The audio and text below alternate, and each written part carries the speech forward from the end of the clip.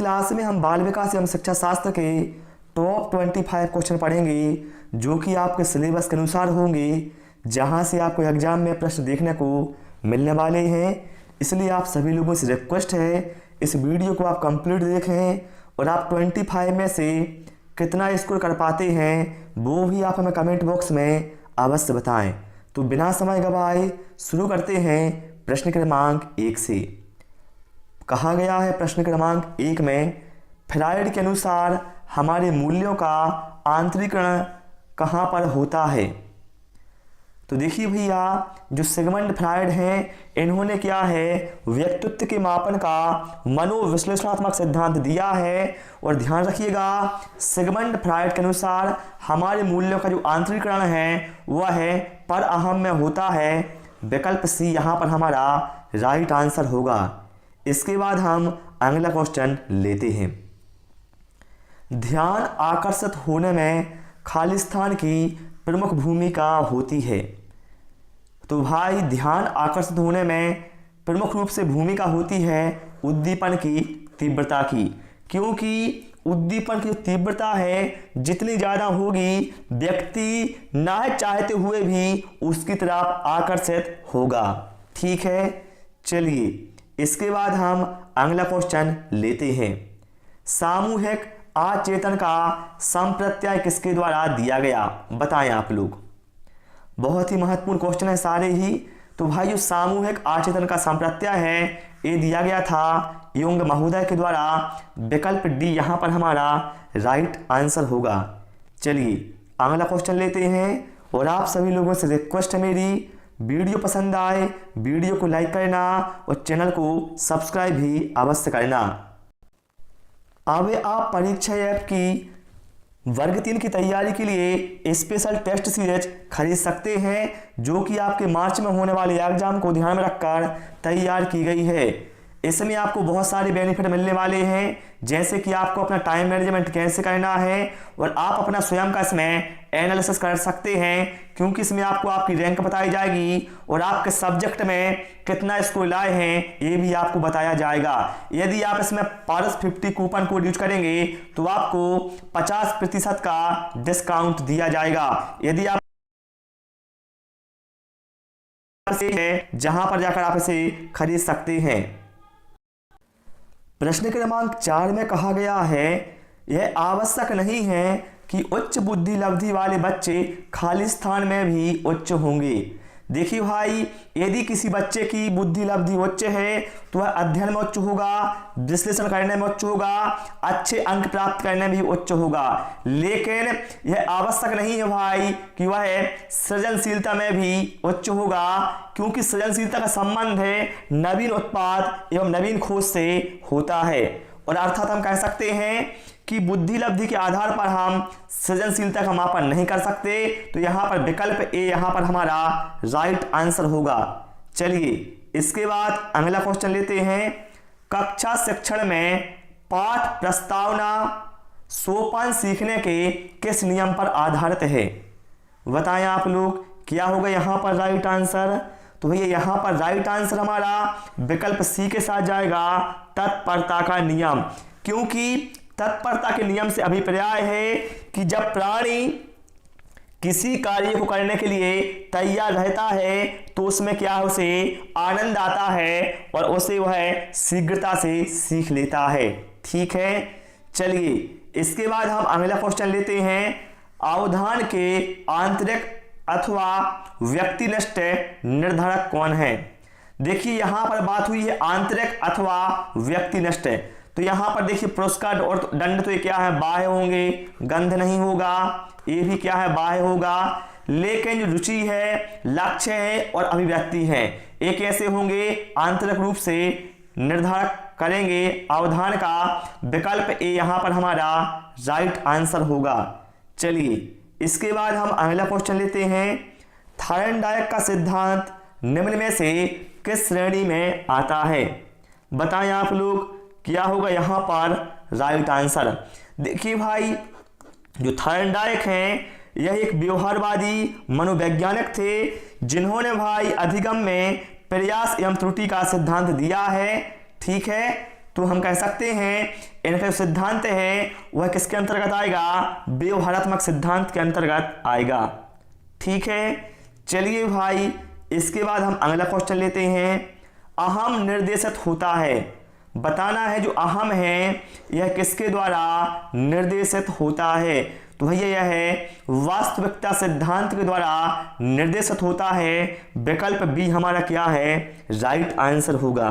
ठीक है, चलिए अगला क्वेश्चन लेते हैं। कुछ साथी मुझसे बोलते हैं कमेंट बॉक्स में आप इजी क्वेश्चन लाते हैं, थोड़ा हाई लेवल के क्वेश्चन लाएं। मेरे भाई यदि आप हाई लेवल पढ़ेंगे तो इससे आपको कुछ फायदा होने वाला नहीं है। और होता क्या है एग्जाम में, यही क्वेश्चन अब आपको एग्जाम में दिए जाते हैं तो आपको प्रेशर इतना रहता है आपके ऊपर, यही आपसे नहीं बनती। ठीक है, चलिए प्रश्न क्रमांक 9 में कहा गया है कालीसिस्टोकाइनिन एक हार्मोन है जिसकी सुई यदि व्यक्ति को दी जाए तो इससे प्राणियां बताना है क्या होता है। तो ये एक हार्मोन है, यदि इसकी सुई भैया व्यक्ति को दी जाती है या प्राणी को दी जाती है तो इससे क्या होता है, उसकी भूख कम हो जाती है। विकल्प सी हमारा क्या है, राइट आंसर होगा। चलिए इसके बाद हम अगला क्वेश्चन लेते हैं। फ्रायड के अनुसार बताएं आप लोग, फ्रायड के अनुसार 20 मिनट के बारे में कौन सा कथन सही है।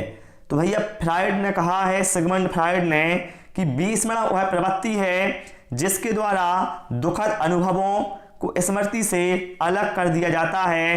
विकल्प सी यहां पर हमारा राइट आंसर होगा। ठीक है, चलिए इसके बाद हम अगला क्वेश्चन लेते हैं। विकास की किस अवस्था में बुद्धि का अधिकतम विकास होता है। बुद्धि का अधिकतम विकास बताना है किस अवस्था में होता है। तो मेरे भाई बुद्धि का अधिकतम विकास होता है बाल्य अवस्था में। विकल्प ए यहां पर हमारा राइट आंसर होगा। और बाल्य अवस्था को अनोखा काल, जीवन का अनोखा काल कहा गया है। ठीक है, चलिए इसके बाद अगला क्वेश्चन लेते हैं। शिशु का अधिकांश व्यवहार किस पर आधारित होता है। तो भाई जो शिशु है इसका जो अधिकांशतः व्यवहार है वह मूल प्रवृत्ति के आधार पर आधारित होता है। जैसे हम बात करें रोना हो गया, हंसना हो गया, ठीक है, स्व प्रेम की भावना हो गई, है ना। चलिए इसके बाद हम अगला क्वेश्चन लेते हैं। निम्न में से किस विधि का उपयोग स्मृति के मापन के लिए नहीं किया जाता है। बताएं वह कौन सी विधि है जिसका उपयोग स्मृति के मापन में नहीं होता। तो भैया स्मृति के मापन में तार्किक विधि इसका यूज नहीं होता है मेरे भाई। विकल्प बी यहां पर हमारा क्या है, राइट आंसर होगा। ठीक है, चलिए इसके बाद हम अगला क्वेश्चन लेते हैं। कहा गया है प्रासंगिक अंतर्बोध परीक्षण अर्थात टीएटी का जो विकास है बताना है किसके द्वारा किया गया। तो भाई मेरे जो प्रासंगिक अंतर्बोध परीक्षण है यह है व्यक्तित्व मापन का एक परीक्षण है और इसका विकास किया गया था मरे के द्वारा। विकल्प सी यहां पर हमारा क्या है, राइट आंसर होगा। ठीक है, चलिए इसके बाद हम अगला क्वेश्चन लेते हैं। निम्नलिखित में से कौन सा वृद्धि और विकास के सिद्धांतों से संबंधित नहीं है। तो देखिए बताइए वृद्धि और विकास के सिद्धांत से संबंधित कौन नहीं है। तो यहाँ विकल्प बी में आप देख सकते हैं वर्गीकरण का सिद्धांत ये नहीं है, जो कि हमारा राइट आंसर हो जाएगा। ठीक, चलिए इसके बाद अगला क्वेश्चन लेते हैं।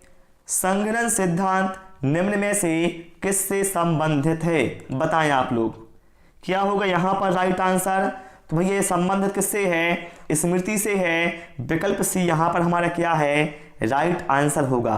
ठीक है, आप सभी लोग भी सारे प्रश्नों के आंसर देते जाएं जिससे आपको पता चल सके आखिर आपकी तैयारी कैसी है। और भाई वीडियो पसंद आए तो वीडियो को आपको लाइक और शेयर अवश्य करना है।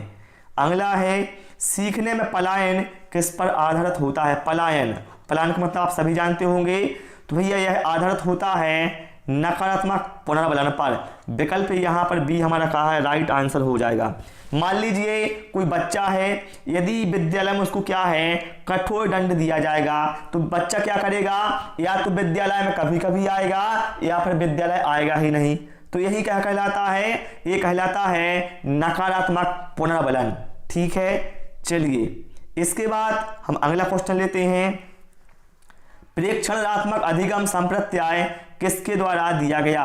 बहुत ही महत्वपूर्ण है। तो भाई जो प्रेक्षणात्मक अधिगम संप्रत्याय है ये दिया गया था अल्बर्ट बंडूरा के द्वारा। विकल्प बी यहाँ पर हमारा राइट आंसर होगा। ध्यान रखिएगा, प्रेक्षणात्मक अधिगम संप्रत्याय है इसका निर्माण दूसरों के व्यवहारों के प्रेक्षण करने से होता है। ठीक है, चलिए भाई इसके बाद हम अगला क्वेश्चन लेते हैं। अंतर्मुखी, बहिर्मुखी तथा उभयमुखी व्यक्तित्व का वर्गीकरण किसके द्वारा किया गया? ध्यान रखिएगा भैया कि युंग महोदय ने क्या किया है, मनोवैज्ञानिक गुणों के आधार पर व्यक्तित्व का वर्गीकरण किया हुआ है अंतर्मुखी, बहिर्मुखी और उभयमुखी पर। ठीक है, विकल्प बी यहाँ पर हमारा राइट आंसर होगा। बाल मनोविज्ञान का क्षेत्र है, ये तो सभी को पता होगा, गर्भावस्था से किशोरावस्था की विशेषताओं तक का अध्ययन इसमें किया जाता है। अगला है क्षेत्र सिद्धांत निम्न में से किस वर्ग का सिद्धांत है? तो भाई मेरे जो अधिगम संबंधी क्षेत्र सिद्धांत है ये किसके द्वारा प्रतिपादन किया गया इसका? तो इसका प्रतिपादन किया था लेविन ने किया था।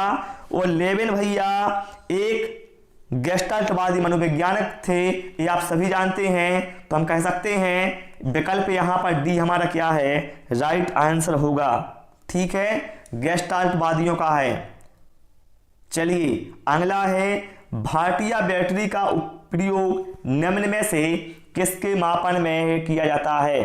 तो भैया जो भाटिया बैटरी परीक्षण होता है इसका जो बनाया था, इसका निर्माण किया था प्रोफेसर एम भाटिया ने। और इसका जो यूज है वह है होता है भैया किसमें, बुद्धि मापन में होता है। विकल्प सी यहाँ पर हमारा राइट आंसर होगा। चलिए इसके बाद हम अगला क्वेश्चन लेते हैं। और यदि आपको गणित के, बाल विकास के, पर्यावरण अध्ययन के, संस्कृत के जो भी आपको वीडियो देखना है प्ले लिस्ट में जाएं, आपको वहां पर सभी वीडियो मिल जाएंगे। और टेलीग्राम ग्रुप को ही आप ज्वाइन कर लें। ठीक है, चलिए निम्न में से किसमें अन्वेषण के ऊर्ध्व उपागम का उपयोग किया जाता है? तो भैया जो केस अध्ययन होता है इसमें क्या किया जाता है, ऊर्ध्व उपागम का यूज किया जाता है। चलिए इसके बाद हम अगला क्वेश्चन लेते हैं। बहुत सारे साथी बोलते हैं आपका टेलीग्राम किस नाम से है? तो भाई आपको टेलीग्राम पर लिखना है जाके पारस फ्री एजुकेशन।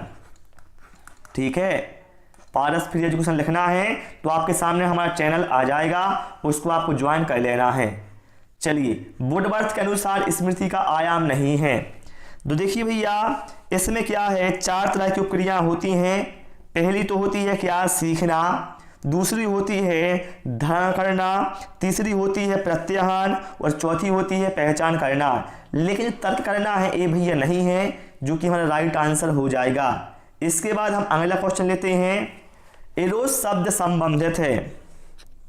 तो भैया जो एरोस शब्द है यह मानव जीवन की मूल प्रवृत्तियों से संबंधित है। विकल्प ए यहाँ पर हमारा राइट आंसर हो जाएगा। ठीक है भाई, तो प्यारे साथियों आज इस क्लास में इतना ही। आपको हमारी क्लास कैसी लगी और आपने कितना स्कोर किया है वो आप कमेंट बॉक्स में अवश्य बताएं। Thanks for watching this video.